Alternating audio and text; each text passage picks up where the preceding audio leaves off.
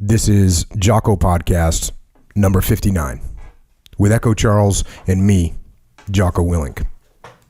Good evening, Echo. Good evening.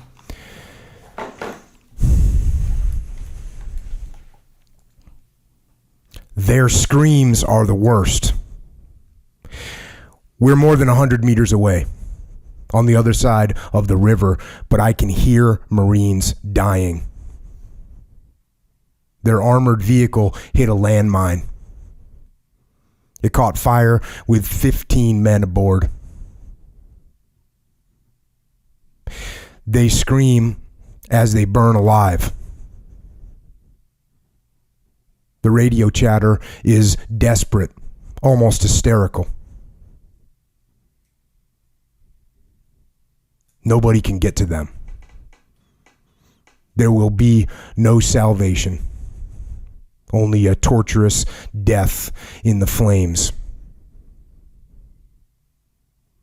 From our position across the river, we hear every agonizing moment and can see their funeral pyre rising over the riverbank.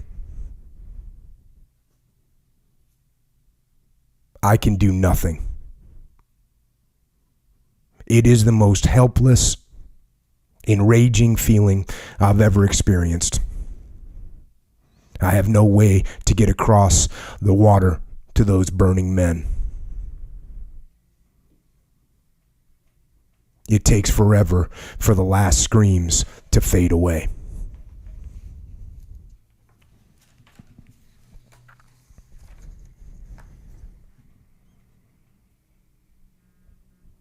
And that is an excerpt from a book called Heart for the Fight.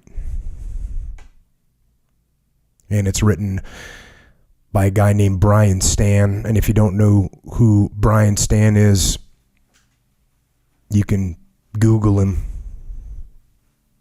He's a son, a father, a husband. He was the WEC light heavyweight champion of the world. He's a UFC veteran.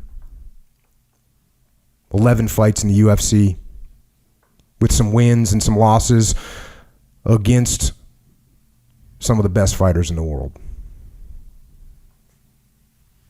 He's also a veteran of the United States Marine Corps, with 2 tours to Iraq as a platoon commander and as a company XO.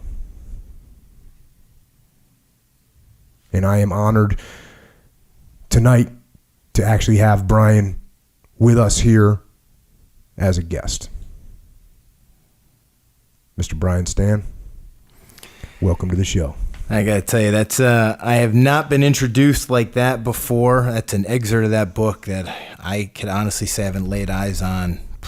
I don't even know how many years. I forget the year we released it. Some powerful writing by my ghostwriter, John Bruning, and that is a tough memory. It's one of those ones that we kind of bury deep down and think about just from time to time.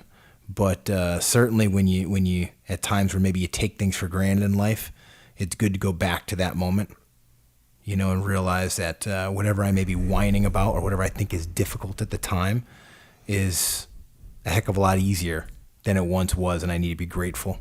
Get off my butt and go finish. Yeah, I think that a lot of people, you see the explosions take place with IEDs, and the wars that we were involved in were, the main weapon of the enemy was the IED. And even when we made thicker, heavier armored vehicles or like tracked vehicles, when they get hit with an IED, even though it might withstand some of the impact, there's fire start, and it's a nightmare. And this is the nightmare you described right there.